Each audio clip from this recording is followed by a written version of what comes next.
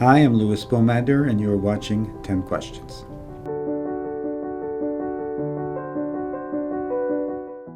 Well, I didn't start off wanting to be an acting teacher. I think everybody in high school has to wonder what they're going to do, and parents are putting a lot of pressure on you to what are you going to do, what are you going to be. And I thought long and hard, and I made only one real career decision, which was I didn't want there to be a separation between who I was and what I did. So with that decision being made, then I thought going to become a psychiatrist would be the thing to do. So I went to U of T, went to first year sciences, and that's where I started. I assumed that that's not what I wanted to do or be. I wrote a play for a humanities course. People liked it. I acted in it. I directed, starred in it. And everyone said it was really good. Sent it up to York University, to the theater department there.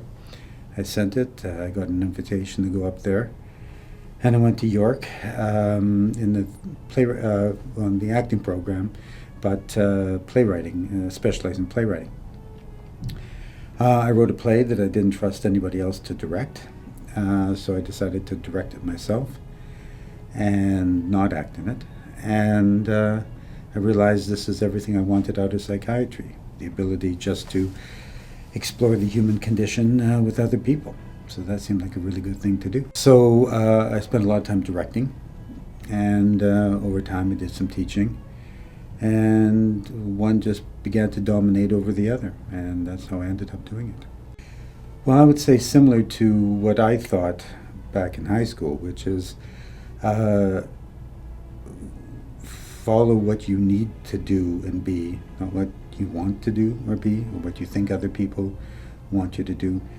If you follow your want, it'll be wishy-washy. If you follow your need, you really have no choice. You're just compelled to do and be who you are, or who you are meant to be. So that's what I would advise. So it's not even really that you set out to be a performer. You set out to follow whatever destiny you have for yourself. And as a result of that, everything else unfolds from there. Once you set out just to be that, then you're limited. Opportunities are coming along the way, and you're missing them because you're too busy focused on that one thing. So I would just say the advice I took to myself, which is just follow what you needed to do or be. Depending on what we're calling a demo reel, I think if you are in some films and TV shows, even web series, to be able to cut a demo and post it on Casting Workbook or Breakdown Express, this is important because casting directors would have an opportunity to look at it. It would also help you get an agent. I have mixed feelings about putting something on tape just to send to get an agent. If you are sending tapes of classwork, this might be helpful to get an agent. But that demo would be measured against people's professional demos of real movies, real TV shows. So it wouldn't really hold up very well. But in order to get an agent, I think putting together 2 short pieces, no longer than 2 minutes each, of contrasting, showing abilities in several different directions, would be a very important thing to do. Really, 2, thinking there's any way to get it right, and that if you drop a line, it's a problem. Obviously you should know your lines, but nobody's ever lost a part because they dropped a line, mispronounced a line. They may have lost the part because they acted like a big baby about it. But if you go in and find the truth of the role within yourself and express that, then you'll have the confidence to deliver. And there is no right or wrong. There's either real or false. And real and wrong will get you more auditions, fake and right won't. So I would say just best find yourself in the material that you have and bring that into the room. And don't try and impress anybody, because your character isn't trying to impress anybody.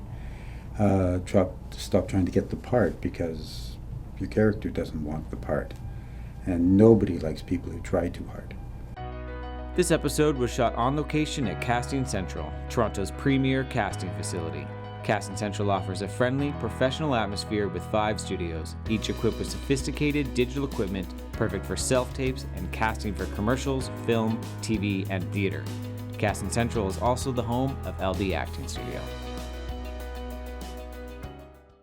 Not specifically like that. I think the key is to breathe, so that whoever you are can come through that. I get actors to try and remember that that's where they actually want to be. A audition is an opportunity to express yourself, not a trial by fire. It's not an execution. And a lot of actors have the wrong mindset about that. Just be true to yourself is the most important thing. And remember, the casting directors want you to get the part. If they can cast the show on the first day, they don't need to have a second day.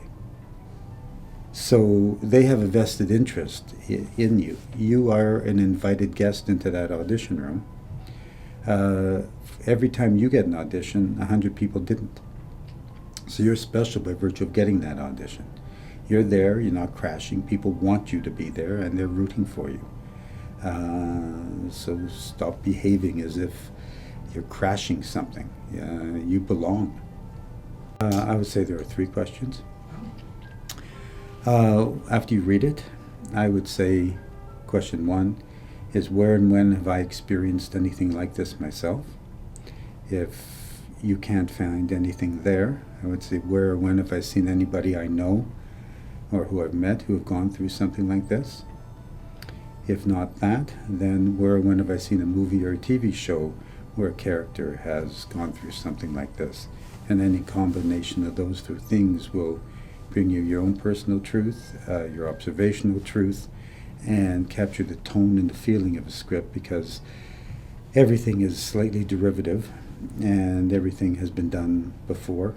So to find the right tone and feel of it, you can get from watching other film and TV shows that are similar to that particular show or movie. Well, film actors think you have to be bigger on stage, and stage actors believe you have to be smaller on film. I think a healthier way of looking at it, on stage, you have to go out and grab the audience. It's like, come here. Where on film, it's more like, here, kitty, kitty. It's like, come on, you got to bring people to you. Obviously, that's fundamentally the difference. It's also the size of the room. If you're talking to somebody and they're right next to you, you don't talk as big. If somebody is across a field, you talk bigger. So you always play to the size of the room anyway, and your body has a natural way of adjusting to space. You don't need to figure out too much. Obviously on stage, the ability to project, to take that personal truth in you and megaphone it out back 60 rows takes a certain amount of skill and voice classes of a particular kind. But on film and television, that kind of projection will read as false. So how you use your voice and how you express yourself is very different in the 2 medium. Well, one of them is not to become cynical and never to question somebody else's dream. I think you can see somebody come in and they're going up for a particular part, and somewhere in you, you don't believe that actor may be right for the part or talented enough to do that part. And you have to banish that thought from your head very, very quickly. And remember, your job is to make sure that you make them look good and bring out the best of them so that they can get the part. It's not your job to judge, it's your job to serve. So keeping that in play is very, very important. If you become successful at being an acting coach, not to take yourself too seriously. Don't believe your own press. I think you start reading the nice things people say about you. You start to develop a reputation, and you actually start to believe that. And I make sure I don't. So you have to remember what you're there to do. You're there to serve. People are paying really good money, a lot of money, for your time and your services, and you owe them big time. Well, obviously more funding for the arts is the typical and obvious answer. But I would say also, in some ways, don't depend on funding. If you have a project and you really want it, then you do it. I think self-initiative and not being dependent on government or government money to do it is important. There's someone I know about a few years ago decided to make a feature film, and what they did is they put out a jar, a spare change jar, in various places, people they knew. So at our casting facility, they had one, different acting agencies, and so you put in $1, $2, and I think they raised about $30,000 over time to make a feature film. And I thought, that's initiative. So obviously the government, Canada is small, we have a small market, and so it's important that for us to compete abroad, that the government support the arts and filmmaking. But I also think people need to consider, don't make your life about getting money from telefilm, or the Ontario Arts Council or Toronto Arts Council. A lot of people sit and wait until they get the funding from these sources to make a movie. Apply, of course, but make a movie, because that's what you want to do, and find a way to do it. I would say my first mentor in the business was a man named Joseph Papp. He ran the New York Shakespeare Festival in New York, the Public Theater, responsible for Chorus Line, Sweeney Todd, Hair. So really big time producer. And I went to see him many, many years ago. And when I was just graduating, and there wasn't one artistic director because I was in the theater initially, that was willing to see me. But I had this dream of building an open-air theater, and he had built a big open-air theater in Central Park. So I sent him a letter. Back then there was no email. And I got a response from his assistant saying, Mr. Papp will see you on this particular day at this time. And I got on the plane, went to New York, and I had a meeting with him. And it was a typical New York office right out of a Woody Allen film. And a husky-voiced assistant smoking a cigarette, stacks of scripts. I mean, it was just so typical. And I went in, and I said, Mr. Papp, it's a pleasure to meet you. He said, get out of here. Come back in 10 minutes. So I went out, and I just stood there, and the assistant started to laugh, and she said, now, did he say get out of here, or get out of here and come back in 10 minutes?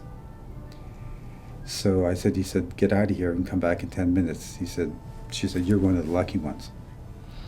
And I said, well, what am I supposed to do? And she said, well, you go in there and you give him something of yourself. And I said, but what have I got? Like this, I went with the whole speech, but she said, did you know that his son is in the hospital, just had bone marrow transplant, has bone cancer?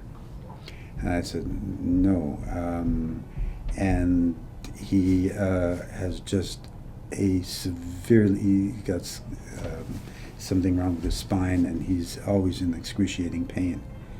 The pressure of these things, he's going through a divorce. So you're going to walk in there. I said, but I have nothing to offer him. He said, yes, you do. The only reason he's seeing you is because he sees himself in you. You want to build an open-air theater. Everybody laughed at him when he wanted to do that when he was your age. So go in there and tell him what you want to do. So I went in there and I said, Mr. Pat, and I just laid out my whole dream of what I wanted, why I wanted to do it. And the keys to New York City were given to me, essentially. I traveled around in a limo. I went to the Delacour Theater. I saw Rael Julia and Meryl Streep and Tammy the Shrew. I went to Sardi's with them and had drinks afterwards. Fifth Row Center for Chorus Line, Sweeney Todd. And at the end of my weekend in New York, I came back to see him. And I said, how was it? And I told him it was just amazing. And he said, here's 3 bits of advice. Never, ever walk into a room wanting anything. Always walk into a room with something to offer. 2, nobody likes to feel middle class. Stop being a huckster with your life. Stop trying to huckster people, because they'll see right through it. And everybody's got a boss. And he said, look, I'm busy, thank you very much. And I was gone. So I would say he was my first real mentor in the business. There have been others along the way that meant various things. And I would say, if you're being somewhat laughed at, Bob Dylan, as something, a line of his, 2 lines of his that have always struck me. One is, he not busy being born is dying, and never stop growing, no matter how old you are. Don't let the cement solidify around your feet. And the other is, I ain't looking for nothing in nobody else's eyes, and stop wanting anything from anybody. Because if you want anything from anybody, they own you. And if you don't want anything from anybody, you get to see the world as it is, not through the filter of your need. And so I would say that, and various other teachers. I've lived in a Zen monastery on and off for years, so when I was in my late teens, early 20s, so I had a Zen master who was also very influential in my life. So I would say those are the 3 main influences.